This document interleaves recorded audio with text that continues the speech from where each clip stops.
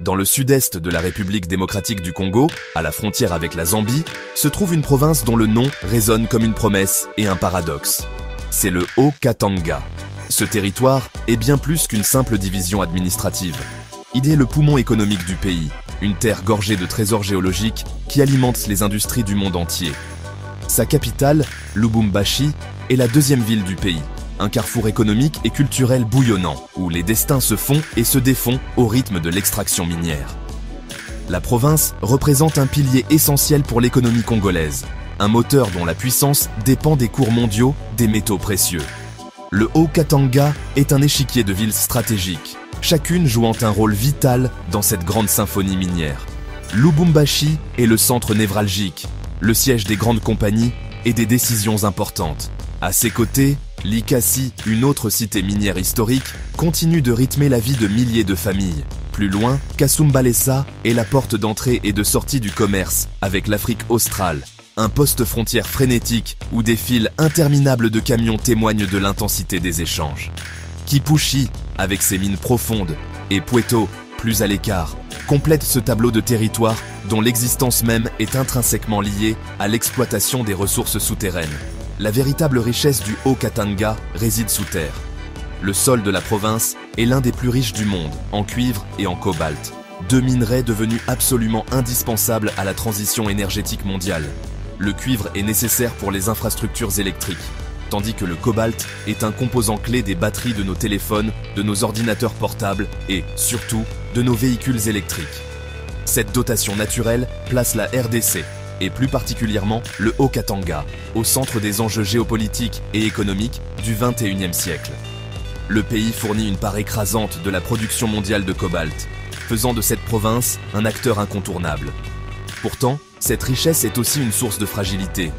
L'économie du Haut-Katanga est entièrement dépendante de ce secteur minier, la rendant vulnérable aux fluctuations des marchés internationaux. Une chute des prix du cuivre ou du cobalt peut avoir des conséquences dévastatrices sur l'emploi et les revenus de l'État. De plus, la situation politique actuelle ajoute une couche d'incertitude.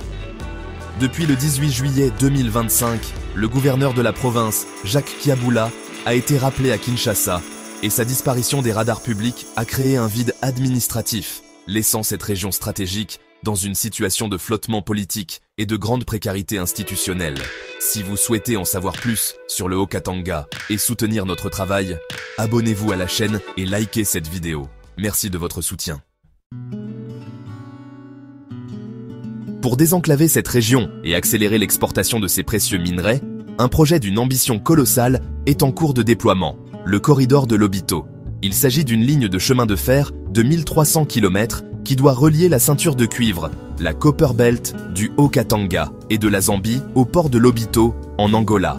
L'objectif est clair, offrir une voie d'exportation plus rapide et plus directe vers les marchés américains et européens, contournant les ports traditionnellement plus lents et congestionnés. Ce projet, soutenu activement par les États-Unis et d'autres puissances occidentales, est présenté comme une révolution logistique pour toute l'Afrique centrale, une artère vitale pour le commerce mondial. Les ambitions affichées sont immenses. Lors d'un sommet en décembre 2024, les présidents de la RDC, de l'Angola, de la Zambie et des États-Unis ont souligné le potentiel transformateur de ce corridor. Il ne s'agit pas seulement de transporter des minerais. Le projet promet de stimuler le développement économique tout le long de son tracé, de créer des emplois et de faciliter le transport de marchandises agricoles et d'autres produits. À terme, il est même prévu de prolonger le corridor jusqu'à l'océan Indien, en le connectant à Dar es Salaam en Tanzanie. Sur le papier, le corridor de Lobito est une infrastructure destinée à intégrer plus profondément la région dans l'économie mondiale et à catalyser une nouvelle ère de prospérité. Cependant, sur le terrain, au cœur du Haut-Katanga, l'enthousiasme est loin d'être unanime. Pour de nombreux habitants, ce projet grandiose suscite une profonde méfiance. La population locale craint que cette nouvelle infrastructure ne serve qu'à faciliter un pillage moderne de leurs ressources. Ils redoutent que les bénéfices ne profitent qu'aux multinationales minières et aux puissances étrangères, laissant les communautés locales spectatrices d'un développement qui se fait sans elles. Cette crainte est nourrie par des décennies d'exploitation minière où la richesse extraite n'a que très rarement contribué à améliorer leur quotidien, créant un sentiment de spoliation. Les inquiétudes sont également très concrètes et immédiates. Le secteur du transport routier, qui emploie aujourd'hui des milliers de personnes, Des chauffeurs de camions aux mécaniciens, en passant par les petits commerçants installés le long des routes, se sentent directement menacés. Le passage au transport ferroviaire, plus efficace et moins coûteux pour les grandes entreprises, pourrait entraîner des pertes d'emplois massives dans ce secteur vital pour l'économie informelle. Pour eux, le corridor de Lobito n'est pas une promesse de progrès, mais une menace directe pour leur gagne-pain, une modernisation qui risque de les laisser sur le bord du chemin. Si vous souhaitez suivre l'évolution de ce projet et en savoir plus sur les enjeux du Haut-Katanga, abonnez-vous à la chaîne et likez cette vidéo. Votre soutien nous aide à continuer à vous informer sur ces sujets essentiels. Le Haut-Katanga incarne de manière tragique ce que l'on appelle la malédiction des ressources. Malgré les milliards de dollars de minerais extraits chaque année de son sol, la province reste marquée par une pauvreté endémique et profonde. Les statistiques dressent un tableau sombre de la situation. En 2024, la Banque mondiale estimait que près des 3/4 de la population congolaise, soit 73%, vivait avec moins de 2 dollars et 15 cents par jour. Cette réalité statistique est visible à l'œil nu dans les villes et les villages du Haut-Katanga.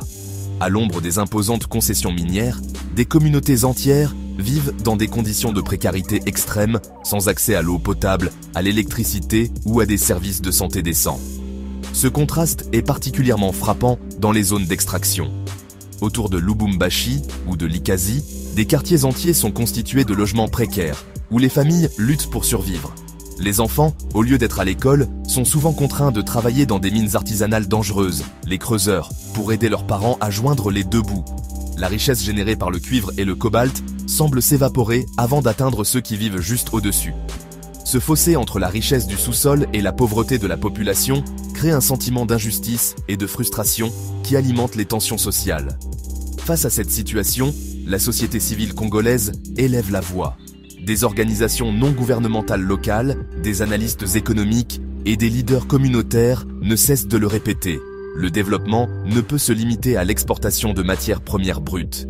Ils exigent que les bénéfices générés par le secteur minier, et notamment par le futur corridor de Lobito, soient réinvestis localement de manière visible et durable. Leur demande est simple, construire des hôpitaux, des écoles, des routes pour desservir les villages et des systèmes d'adduction d'eau. Ils appellent à un développement qui profite d'abord aux Congolais. Au-delà des infrastructures de base, la société civile plaide pour un changement de paradigme économique. L'idée est de ne plus se contenter de vendre des cailloux, mais de développer une industrie de transformation locale. Pourquoi ne pas fabriquer des composants de batteries ou des câbles électriques directement en RDC? Cela permettrait de créer des emplois qualifiés, de capter une plus grande part de la valeur ajoutée et de rendre l'économie moins dépendante des fluctuations des prix des matières premières. C'est une vision d'un développement plus inclusif et souverain, où la richesse du sous-sol sert enfin à construire l'avenir du pays. Si vous souhaitez soutenir ce type de contenu et rester informé sur l'actualité du Haut-Katanga, abonnez-vous à la chaîne et likez la vidéo. Votre soutien fait toute la différence. Le développement rapide et à grande échelle, tel que celui promis par le corridor de Lobito, n'est pas sans risque. Un rapport publié par les Nations Unies en octobre 2024 a déjà tiré la sonnette d'alarme, mettant en lumière une série de menaces potentielles. Le projet pourrait exacerber les conflits fonciers, car la construction de la ligne de chemin de fer et des infrastructures associées nécessitera l'acquisition de terres, déplaçant potentiellement des communautés sans compensation adéquate. Les enjeux environnementaux sont également considérables. L'intensification de l'activité minière risque d'aggraver la pollution des sols et des cours d'eau, et de menacer la biodiversité locale. Les risques sanitaires et sociaux sont tout aussi préoccupants. L'arrivée massive de travailleurs et l'augmentation des activités économiques le long du corridor pourraient s'accompagner de problèmes de santé publique et d'une augmentation des inégalités. Plus grave encore, les violations des droits humains, déjà une réalité dans le secteur minier, pourraient s'intensifier. Le travail des enfants, les conditions de travail dangereuses et l'exploitation des travailleurs artisanaux sont des fléaux que ce nouveau projet pourrait involontairement amplifier si des garde-fous stricts ne sont pas mis en place. Le développement ne doit pas se faire au détriment de la dignité et de la sécurité des populations locales.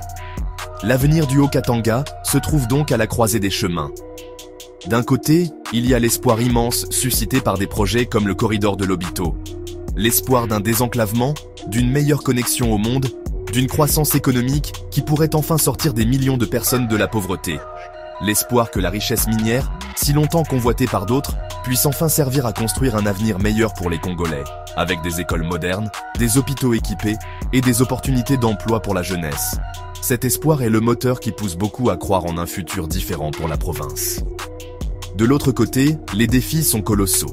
Le principal défi est celui de la gouvernance et de la redistribution équitable des richesses. Comment s'assurer que les contrats signés profitent réellement au pays? Comment garantir que les revenus miniers soient investis dans le développement local et non détournés? Comment protéger l'environnement et les droits des communautés face aux appétits des géants industriels? La province doit naviguer entre sa dépendance économique, les pressions internationales, l'instabilité politique interne et les attentes légitimes de sa population. Le destin du Haut-Katanga, riche et incertain, reste à écrire. Si vous avez apprécié cette vidéo et souhaitez soutenir notre travail, abonnez-vous à la chaîne et likez la vidéo. Cela nous aide énormément à continuer à vous proposer du contenu de qualité sur l'Afrique et ses enjeux. Merci.